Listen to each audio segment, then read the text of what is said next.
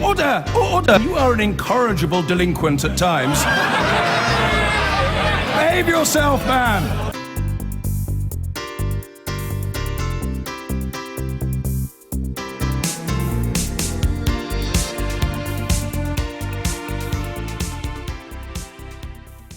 Donald Trump faces the American political establishment. People used to call it the swamp in a few hours' time when he makes his first address to Congress.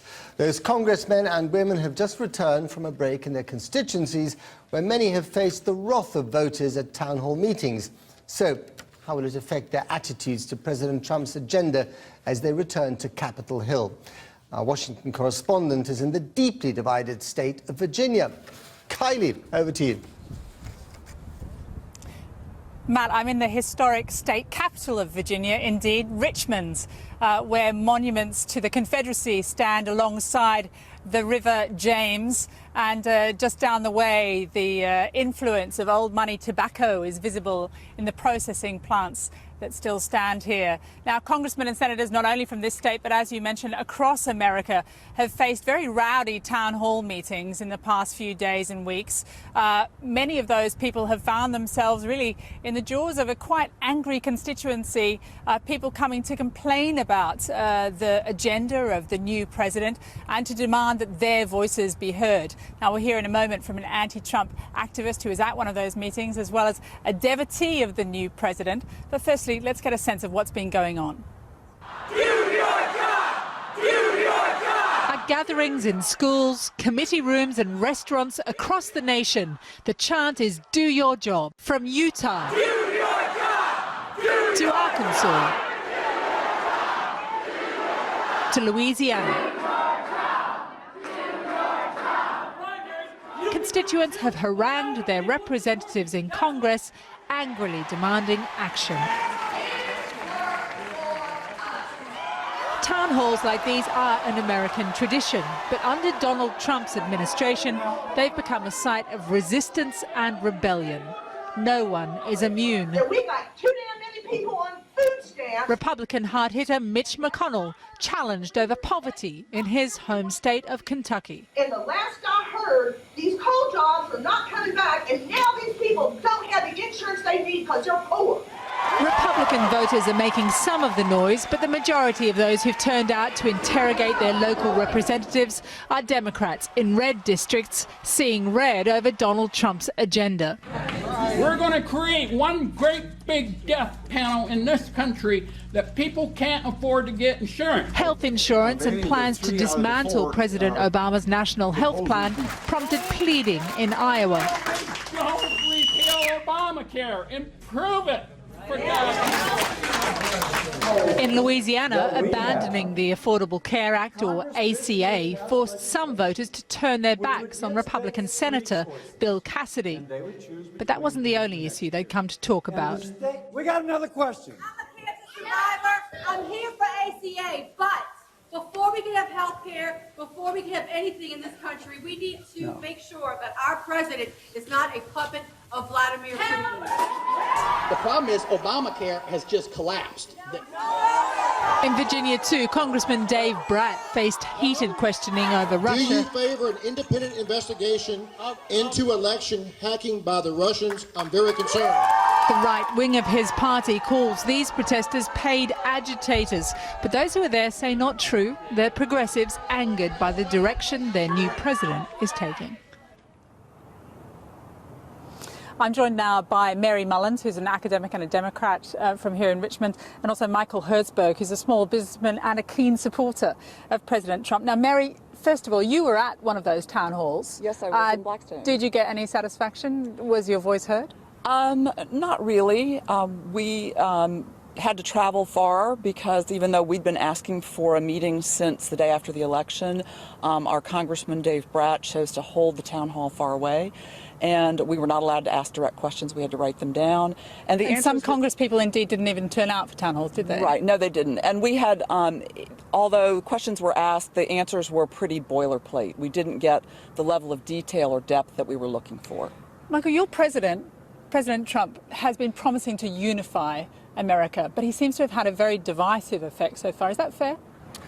Well, I think it's only been 5 weeks that he's been president, and he's faced with some very enormous challenges. An opposing Democrat Party, a media that's out to get him a lot of times.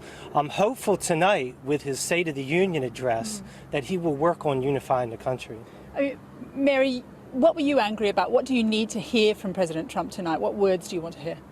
I think for me, my fear is that a lot of the rhetoric that I hear from him is not based on the facts that I think are true. And I also am concerned about a sort of wholesale tearing down of institutions that I saw grow up over my lifetime that have served and protected us, and I'm worried about that. And have there been, I mean, we've heard a lot of rhetoric, there have been lots of executive orders signed, Michael, but is it actually cutting through already for Trump voters? Has he done enough to satisfy the people who put him in power, after all, to change America? I think the Trump supporters have been pleased with the things that he has done so far, such as the executive order on the coal mining regulation, some of the executive orders giving authorization for the pipelines, for the Keystone Pipeline specifically. What about the immigration ban? I mean, that's been a bit of a mess, hasn't it? It's ended up in the courts. He's had to go back and kind of reintroduce it again, we think, this week. Well, it's definitely been a mess. As a Trump supporter, I've followed his campaign very closely. I know exactly what he's trying to do. He's trying to keep the country safe. So I understand.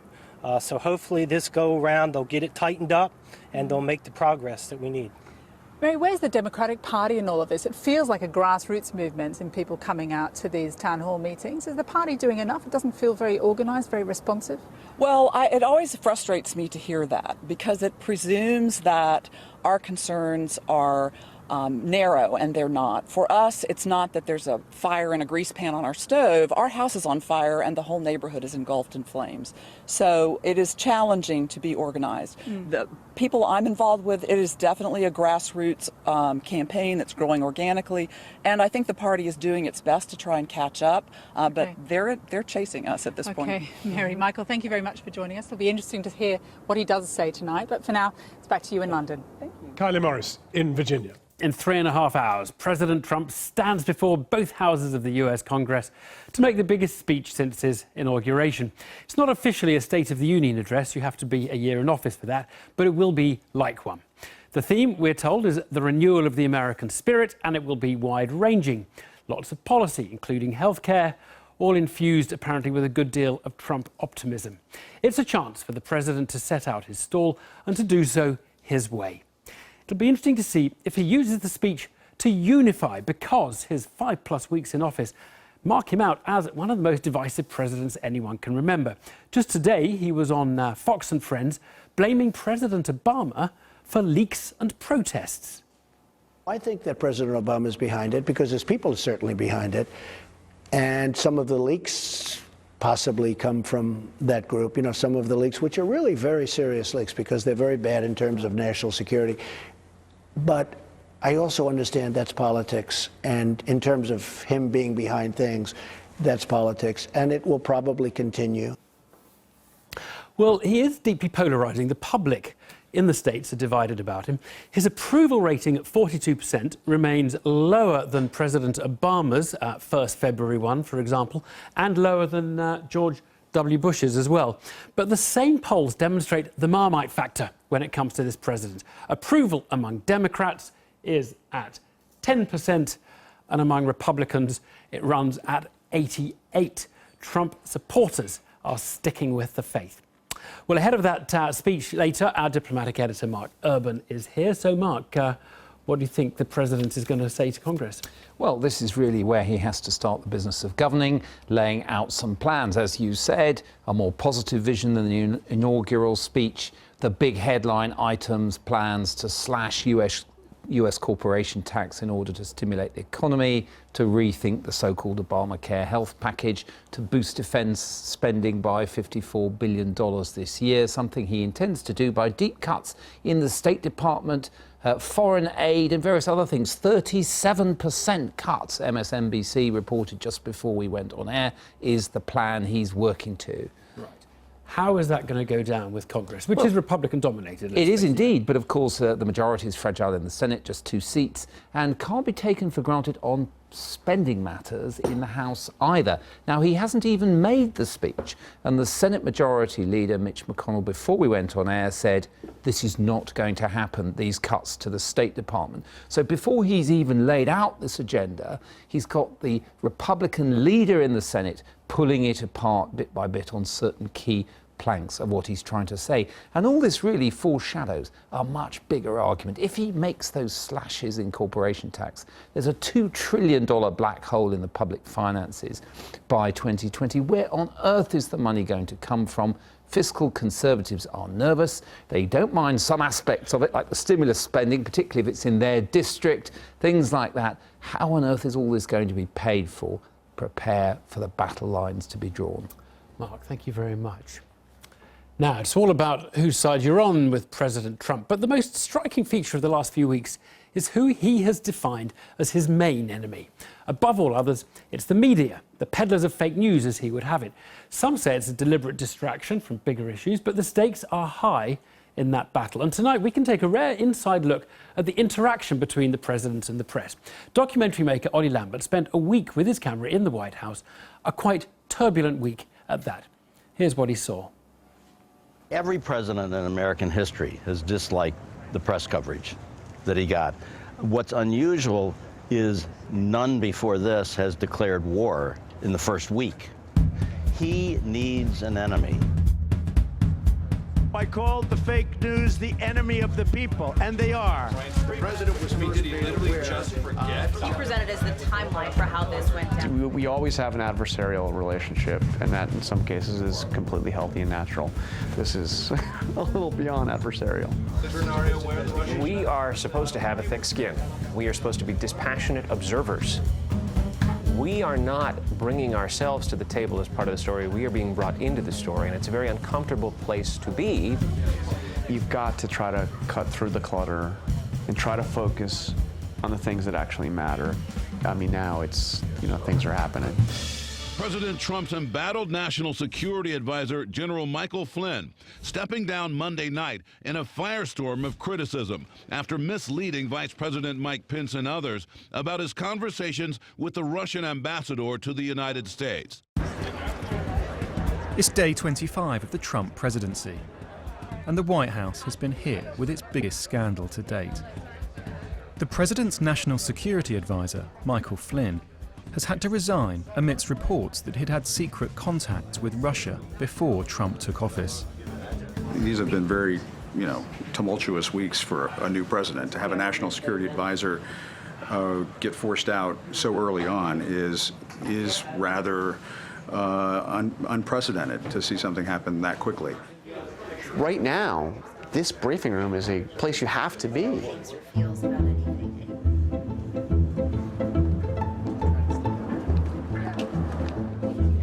I hear you. This is Jeff here at the briefing room. Michael Flynn's shock resignation draws a big crowd to Sean Spicer's daily press briefing. The challenge for the White House is to make sure that it stays ahead of us. And that's why, some of these briefings can be as contentious as they are. Good afternoon. Happy Valentine's Day. I can sense the love in the room. The big immediate question is, what did the president know and when did he know it? When did the president find out that Flynn had not told the truth? We've been reviewing and evaluating this issue with respect to General Flynn on a daily basis for a few weeks. The president was very concerned that General Flynn had misled the vice president and others. Why would the president, if he was notified 17 days ago that Flynn had misled the vice president and other officials here, and that he was a potential threat to blackmail by the Russians, why would he be kept on for almost 3 weeks? Well, that assumes a lot of things that are not true. This was an act of trust. Whether or not he actually misled the vice president was the issue. And that was ultimately what led to the president asking for and accepting the resignation of General Flynn. That's it, pure and simple. It was a matter of trust. Thank you guys, I'll see you tomorrow. Happy Valentine's Day!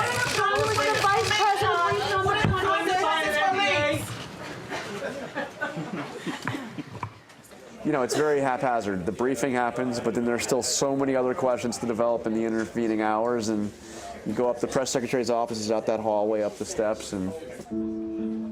2 hours after the briefing, a selected group of journalists is invited to what's called a gaggle, an off-camera meeting with Sean Spicer in his office. So and you got something? So there's been an exodus out of Sean Spicer's office, and I'm sorry, I'm gonna, hello? The gaggle has revealed another twist. Trump had known for over 2 weeks that Flynn had discussed sanctions with the Russians, but Trump didn't inform his vice president, Mike Pence.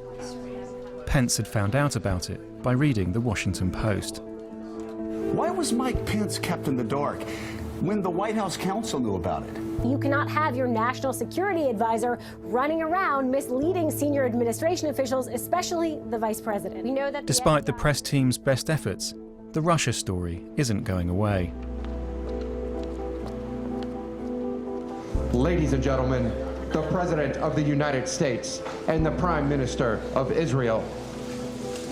Benjamin Netanyahu has arrived in Washington. But after Flynn's resignation, the press corps are hungry to question Trump on his relationship with Russia. Welcoming my friend, Prime Minister. The protocol of a joint press conference is that 4 journalists are allowed to ask questions. Again, thank you. But it's the leaders who decide which journalists to call on.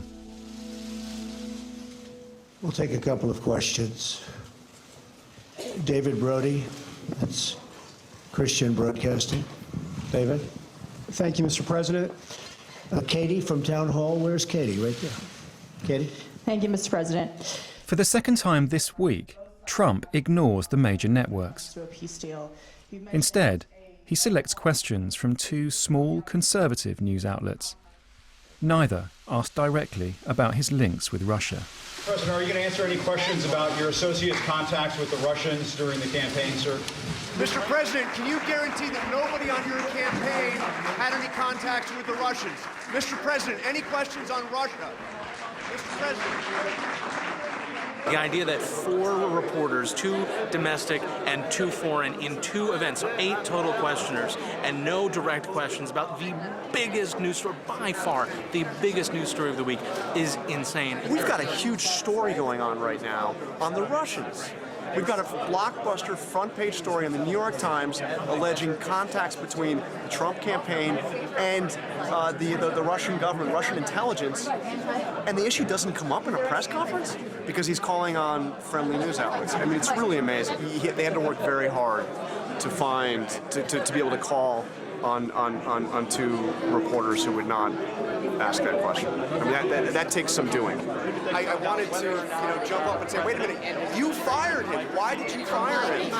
No explanation. While the major networks feel ignored, this is an opportunity for 23-year-old Trey Yingst, White House correspondent for the newly formed conservative outlet, One American News. Now, I asked the president what he thought about that story that came out in the New York Times. I asked the president about that phone call that is such a unique opportunity for a young journalist to have. I wouldn't trade it for the world. It's something that I'm extremely excited about. I think it gives other outlets and other viewers and other readers an opportunity to feel like they're connected to this White House as well. Bringing new people in is great. It is helpful. These people represent audiences that have real readers and listeners and viewers. What we don't want is for any administration to either handpick and get the questioners that they think are best to help put out their message instead of going out here and defending their policies every day.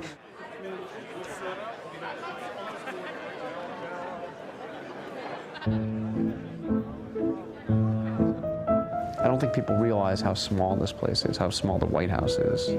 I know. This is essentially our home, and it's been our home for a very long time.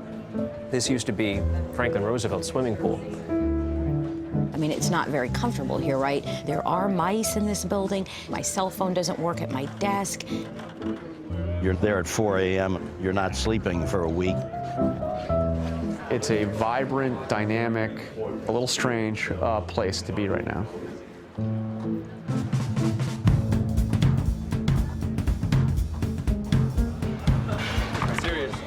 open press. I would get here now because we're lining up. We're going to get a pool call soon. Press conference 12:30 East Room open. Press the president. Wow. The Russia crisis is threatening to engulf the White House. At the last minute, Sean Spicer's daily briefing is cancelled, and Trump announces his first solo press conference as President of the United States. I got a call. He's having a press conference. Come to the White House. When I saw the note that there was going to be a press conference in an hour, I raced over. Just another example of never a dull moment. So chaotic. Never have seen such short notice for a press conference. I had a sense that it was going to be a pretty contentious affair. Ladies and gentlemen, the President of the United States. God bless America, and let's take some questions. Yes, John. I just want to get you to clarify, because it's a very important point. Can you say definitively that nobody on your campaign had any contacts with the Russians? When Trump has a story that he doesn't like, he is very good at diverting. Russia is fake news. This is fake news put out by the media. The false, horrible, fake reporting makes it much harder to make a deal with Russia. It was an hour and 17 minutes where the President of the United States repeatedly insulted reporters to our faces, and the audience is being told not to trust us. Never seen more dishonest media than, frankly, the political media. Take a look at some of your shows. The tone is such hatred. The public doesn't believe you people anymore. Now, maybe I had something to do with that. I don't know. Story after story after story is bad. I won. There's zero chaos. We are running, this is a fine-tuned machine. And the press should be ashamed of themselves. He's resetting his presidency, or trying, after 4 tough weeks with leaks and problems and firing. He was just trying to reset, and that was his way of doing it. He goes out in that press conference, and suddenly he's back to the Trump that's like, okay, come at me. And I'll shut you down if I don't like you, and I'll insult you. And I'll tell you to sit down. Okay, sit down. I understand the rest of your question. Quiet, quiet, quiet. Peter, should I let him have a little bit more? Sit down. I don't have to do that. I don't have to tell you what I'm going to do in North Korea. Wait a minute. I don't have to tell you what I'm going to do in North Korea. And eventually you guys are going to get tired of asking that question. He's never been in a place where if he tells a lie, it's going to get reported as a lie. This is a different kind of press corps. I guess it was the biggest electoral college win since Ronald Reagan. You said today that you have the biggest electoral margin since Ronald Reagan with 304 or 306 electoral votes. In fact, President Obama got 365 and 2. Well, I'm talking about Republican. President Obama 332 and George H.W. Bush 426 when he won as president. So I guess my question is, why should Americans trust you when you accuse the information they receive of being fake when you're providing information that's... Well, I don't know. I was given that information. I've seen that information around. But it was a very substantial victory. Do you agree with that? You're the president. Okay, thank you. That's a good answer. You can push back and you can say, no, we're not fake news, sir. We are real news. And, you know, at some point, the President of the United States has to deal with reality, has to deal with real news. And I think the only thing that's worse than fake news is the denial of real news. Aren't you concerned, sir, that you are undermining the people's faith in the First Amendment, freedom of the press in this country, when you call stories you don't like fake news? Why not just say it's a story I don't like? We just keep doing our job. You know, nobody ever got into becoming a reporter to be loved. And if he wants to go after us, that's his decision. I'm not sure that's a smart, long-term decision for building support in the country. 4 years to go. Yeah, I mean, you know, you don't like to be lumped in with a group called a bunch of liars, and especially when that person that's doing it is the President of the United States of America. And by the way, when your job is to cover the President of the United States. But I don't know, it's hard to explain. I just kind of like, after a while, it just doesn't bother you anymore. You just go at your story, you ask your questions. It is stressful and draining, but I feel such pride that we, in the face of all this, did our very best to present the most honest account of what happened here in this building to our audience each day. Because if they don't hear it from us, I'm not sure whether they'll know the truth. That was put together by Ollie Lambert, whose voice you heard there too. Well, earlier I spoke to Congressman Tom Reed, a Republican supporter of the president, but known for his conciliatory style. I asked him what he thought of Mr. Trump's more confrontational approach. The president has his own style, I have my style, and what he's bringing to the table is a new vision for America, for the world, and I appreciate that. Let's talk about his relationship with the press, with the media. He obviously thinks they're out to get him. Do you agree with the way he's handled the press over the last few weeks? Well, you know, again, he has his own style, and we all appreciate that in our different ways. But, you know, holding the press accountable, I think, is a positive thing. But at the same time, we need a strong free press in America, and I support free press. And holding people accountable in elected office is something that we do traditionally and will continue to do as we go forward. Well, I'll tell you what. Look, let me ask you 3 yes-no questions, okay, on the issue of the press, because I want to see really whether you agree with the president that you support or not. Do you factually agree with the president when he says they make up sources in order to make up stories, fake news? Do you think the New York Times makes up stories, yes or no? No, I think there's always a kernel of truth in each of the articles that are out there, but it's about holding the press accountable as well as the press holding the president and us accountable as elected officials. That's what the American tradition is all about, and I support that. Okay, and the next one, do you agree that the press are the enemies of the people? Would you use that phrase to describe the fourth estate, the media? I think when you're talking about an objective press that's doing the job of journalism that's made us proud over generations, no, that is a tradition that we support and has made us stronger as a nation going forward. And I'll just give you a last one on this very brief, this kind of quick fire round. Do you agree with excluding the New York Times and CNN from the briefings, the way Sean Spicer did last week? Did you think that was good practice, or was that bad? You know, I'll let the White House answer for that, but in this day and age of 24/7 news coverage, there's not a move that isn't covered immediately onto the press, and that's good. That's why I do the town halls. That's why I answer to our folks back at home, because standing in front of people and being held accountable is what it is to be an elected official, and I respect that, and I take that responsibility very seriously. A lot of people are saying that the kind of battles he picks, particularly the one with the media, is designed to distract everybody's attention away from some more substantive issues, notably the issue of his relations or his staff's relations with Russia. Do you buy that there's a kind of distraction strategy going on there?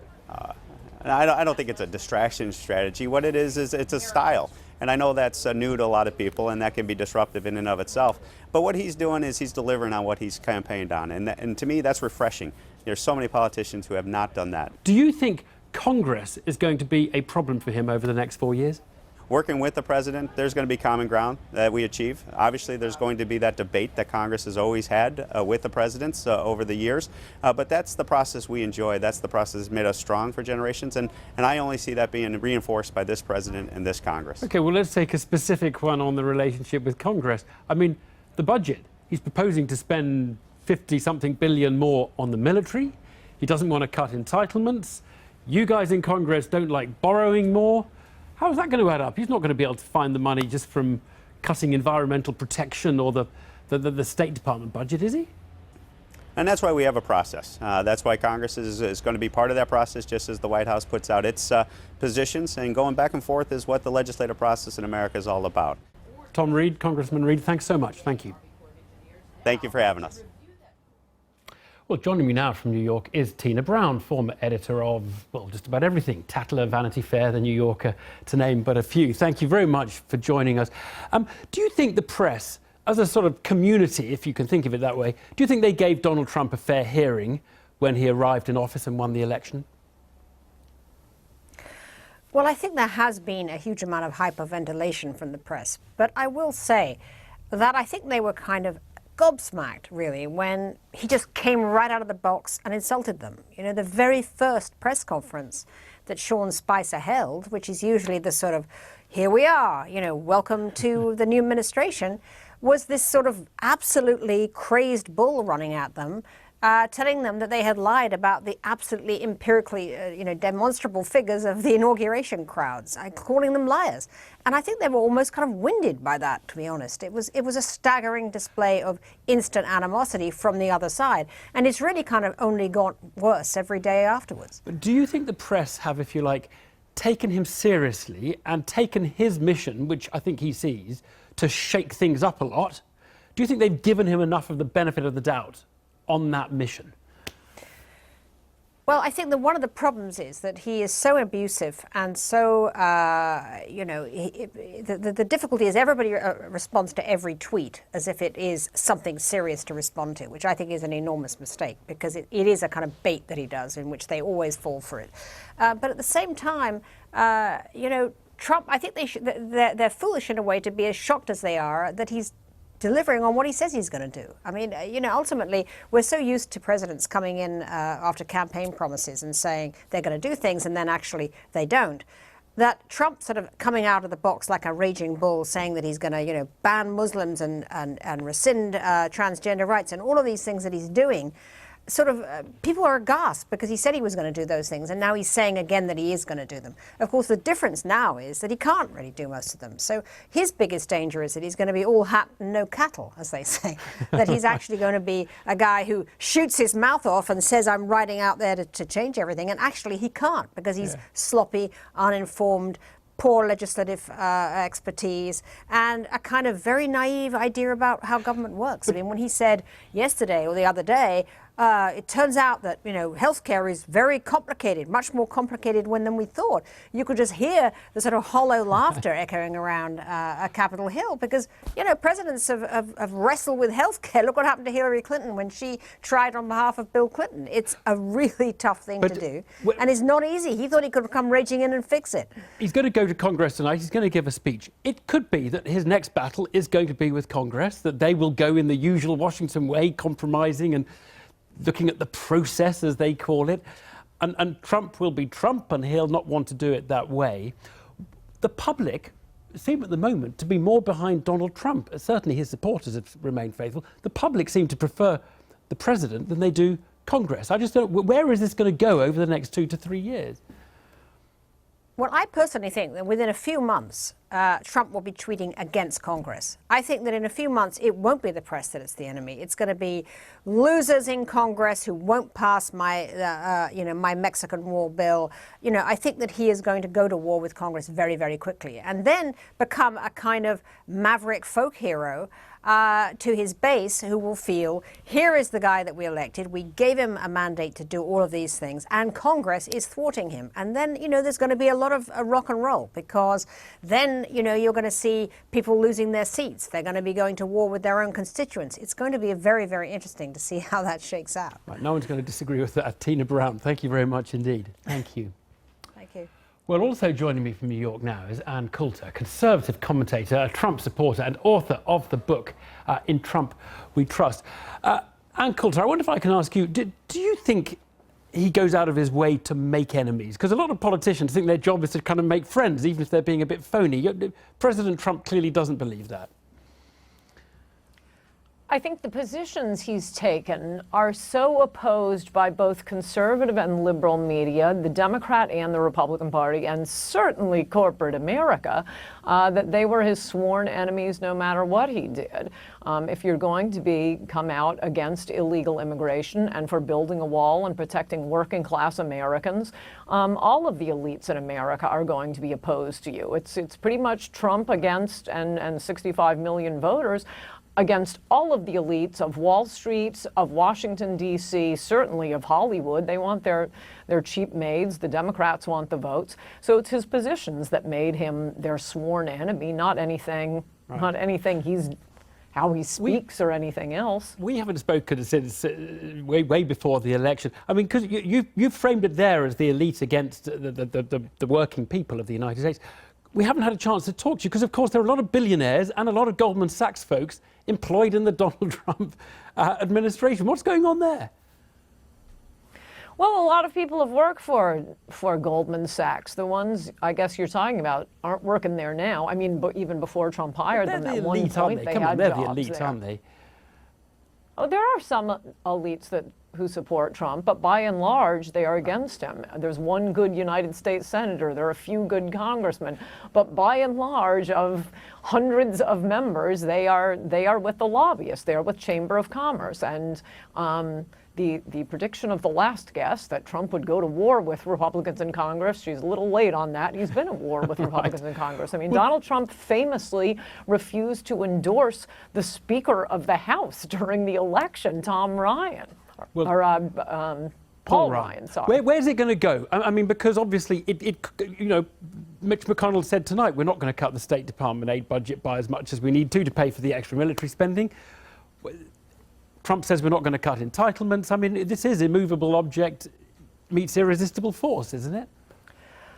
No, I think the people are with Trump, and part of the reason he got elected was because we're sick of these do-nothing Republicans in Congress who just want to please their donors and don't care about the people. Congress was elected too. They've got their own mandate. They're legitimate as well, aren't they? Well, I'm not saying they're not legitimate. I'm saying they're not popular, and that's why someone who was so out of politics was just made president of the United States. I mean, you have two choices. Generally, when someone is running for Senate, it's the Democrat or the Republican. And in fact, I spent the last few election cycles haranguing Republican voters to vote for people like Mitch McConnell. I don't particularly like him either, but he's better than a Democrat. So, okay, you take that choice. But I think you probably will see a lot more Trump Republicans. It takes a while for this turnover. I mean, it's like the House of Lords, the Congress is. It's very hard to get rid of incumbents, but they aren't very popular with the people. Let me ask you just one about the press. You didn't see our 15-minute sort of inside view of the relationship between the White House and the press. Do you think it is legitimate for the US newspapers, who have millions of readers, to ask questions about the relationship between the Trump team and the Russians? Is that legitimate, or is that just kind of false narrative and deliberately getting in the way?